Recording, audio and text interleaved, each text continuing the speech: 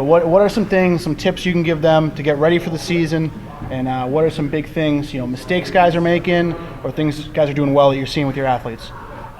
We'll start with mistakes first. One of the things we really see, and even with top-end pro athletes, around this time of year, guys almost start to panic. Oh, season's coming up, I need to get better. Well, one of the key things that I always tell my athletes is we want to work smart and not just hard. We want to have a plan. We want to work to our weakest points. I like to see my guys getting on the ice and really working on their skill. The other thing is some simple things in the gym, and then also because our hockey players are really picking it up, one of the key things I want to show you guys is recovery. Recovery is key. Anything that you do when you're leading into a season or you are in season, guys, you should never ever take away from the game. So if you're going to the gym, you shouldn't beat yourself up so bad in the gym that when you step out on the ice, your productivity level goes down. And that's where recovery really becomes key. So in this segment, we're really going to show you a lot of recovery techniques, but also we do have 11 weeks that are going to lead up to the season. So we're going to show you some exercises that you can do at home, that you can do in a gym, some creative ones that we have here that just really gear you towards the game of hockey. Guys, here's a glute stretch. Start off. Both legs are planted. We're gonna take, for me, I wanna start with my tighter side first, and on this glute, it's my right side.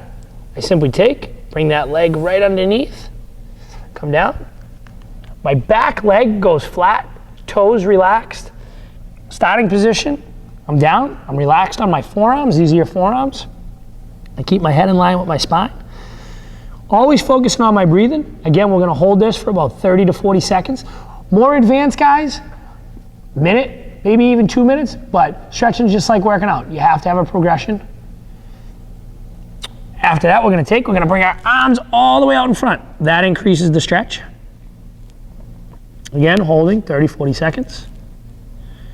Then we're gonna bring our arms all the way to the side that we're stretching. I'm stretching my right leg, so I bring my arms to the right side, which increases the stretch, brings it a little bit higher up in the glute. That's the area that we are stretching. And I simply hold. When I come out of the stretch, we can make this a 2-for-1 deal here. I come out of the stretch, I press up on my left side because I was stretching my right side. I swing that right leg out from underneath, and now I go into a nice calf stretch. Simply pressing my heels to the floor. Guys, we don't want to see any bouncing or anything such as that. We just want to hold, take a few deep breaths, and then we repeat that same sequence with the left side.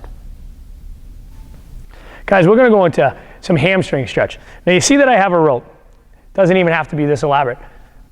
Get a dog leash, get a hockey sock, anything around the house that can simulate this. If you wanna go out and get a rope, local hardware store, by all means, fine. They'll cut it for you.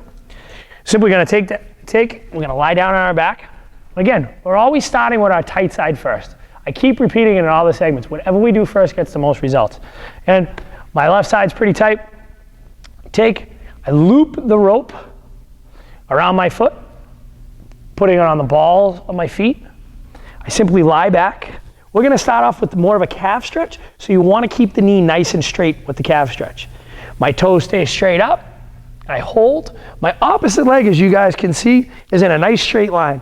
The worst thing we wanna do is have a leg way out here and the other leg there. We wanna keep everything in a nice straight line. Relax, a couple deep breaths. We're gonna hold this for about 30, 40 seconds, and then we're gonna rotate in. Rotate in, okay? Feel that more on the outside of the leg. We're gonna hold this for about 30, 40 seconds. We're gonna rotate out. Hold that 30, 40 seconds, okay? Again, really feeling a good stretch in our calf. Now, we wanna take and we wanna increase the stretch to our upper hamstring. Simply when we do that, all we do is bend our knee slightly. We're gonna take and we're gonna pull our toe towards our forehead, just like that. Now, for me, I feel a good stretch in my upper hamstring in this position. Other guys might need to bend their leg a little bit more, okay? Straighten a little bit more. You guys find that happy medium, but you should be feeling it up in the upper part of your hamstring. The next one we're gonna go to, straight from this position, is what we call a posterior chain stretch, okay? You're simply gonna take the rope, okay, before you move, and you're gonna put it in the opposite side arm of the side that you're stretching.